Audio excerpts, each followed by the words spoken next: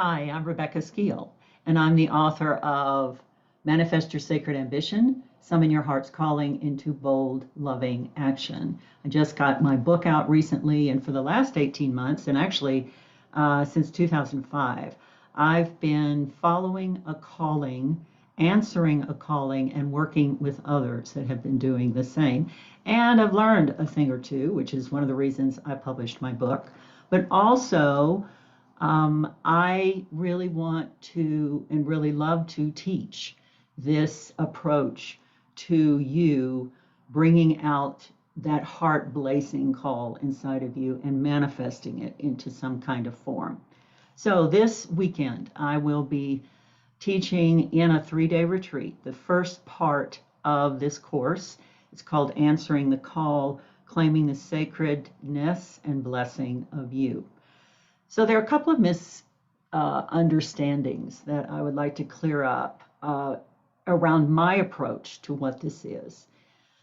First thing is that people say to me, well, wait a minute, you call it a sacred call and you call it a sacred ambition. I don't think there's anything sacred about me.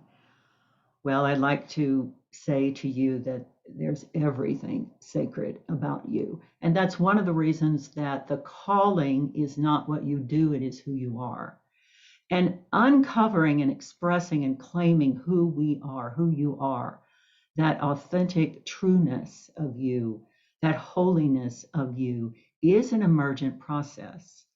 And it's a very precious, it's a very precious process. And there are many times there are lots of beliefs and limiting judgments and conditioning and family stuff in the way of all of that.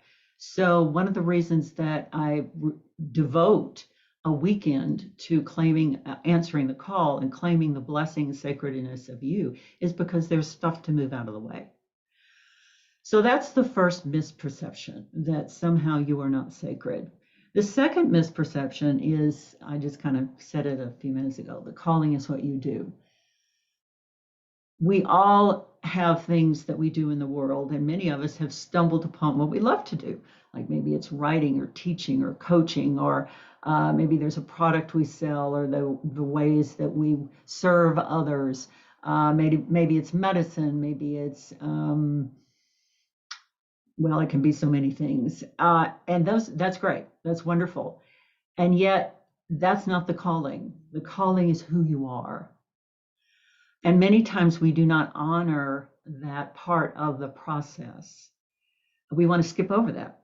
We want to go right to, I want to write, or I want to teach, or I want to coach, or I want to open this storefront, or I want to serve in some way. I want to start this social cause. I want to paint.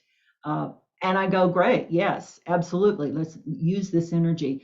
And yet we don't want to jump over and dismiss where that energy, that source, that impetus, that loving comes from. And that's what lights us up. That's what lights up our life. And we can see, at least this is what I've experienced and helped others see, how that source of calling, that essence of who we are, has actually laid out a blueprint in our life. And we have been following that. And when we become more conscious of it, and we become more dedicated to it and committed to it, well, it's a game changer. And the only way that I can say this to you is if you experience that. I don't expect you to believe me unless you experience it.